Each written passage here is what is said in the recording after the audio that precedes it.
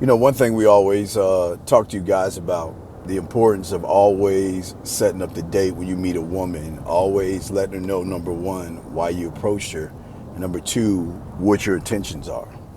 But just because you set up a date with her doesn't necessarily mean you have to go on a date with her. And that's what I want to kind of talk to you about today. There are two types of dating that you can do.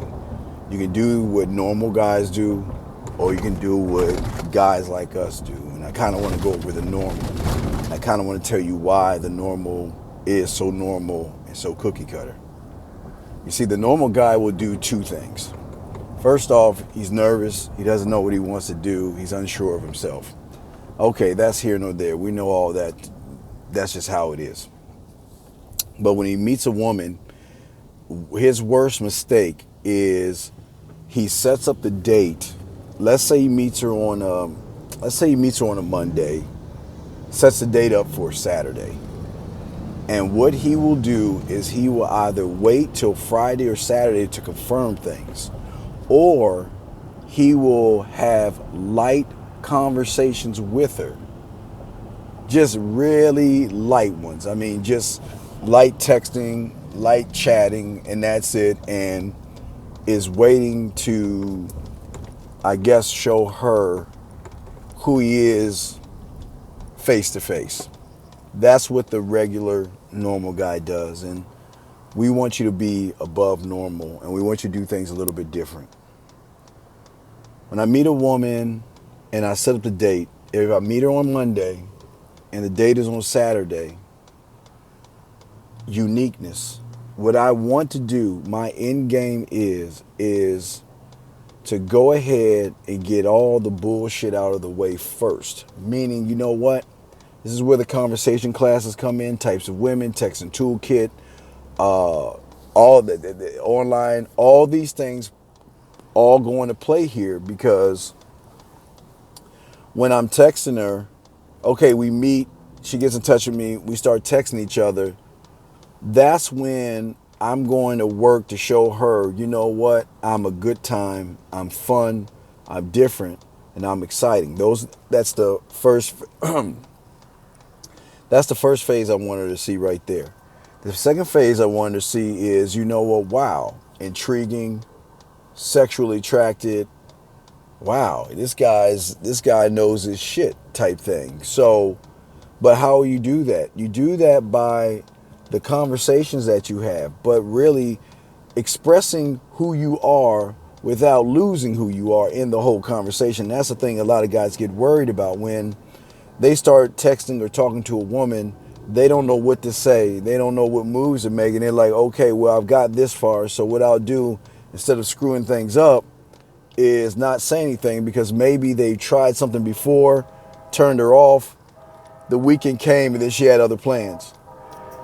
What I want you to do is, when you're talking to her and you're having the conversation, you're not doing an interview. That's what the conversation class is about. It's about being able to talk to her where you're not interviewing her, but you're just talking to her. It's really no difference than what you do with your friends. But I guess I know a lot of you guys, you'll kind of get intimidated by the looks, the body, and things like that, and feel that you've got to say the right things. I'm not trying to say the things that are right or the things that are wrong. I'm just saying what I was really on my mind. I just like to talk. And again, this is having that mouthpiece that we're always telling you about. But the thing that separates us is that when I'm talking on Monday, at least by Wednesday, I mean, we're having such a good time. We've moved already beyond the texting to video and stuff like that. I mean, just moving past that stage is really easy to do once you got all this down. So then when Saturday comes, everything else is already laid in the cut. It's hugs and kisses at that point, because we've already got through all the stuff that you need to do for her to vet me, to make sure that I'm not no crazy psycho kind of guy. Where the regular guy is going to wait till the day of the date or on the date to prove that he's not the crazy psycho guy. And that's the thing that we are trying to get you guys to see as far as the bigger picture to all this. We want you to get the women. We want you to meet the women. We want you to have a good time doing that. Oh, I think my thing is all messed up here. There we go. I don't know. It's kind of blurry.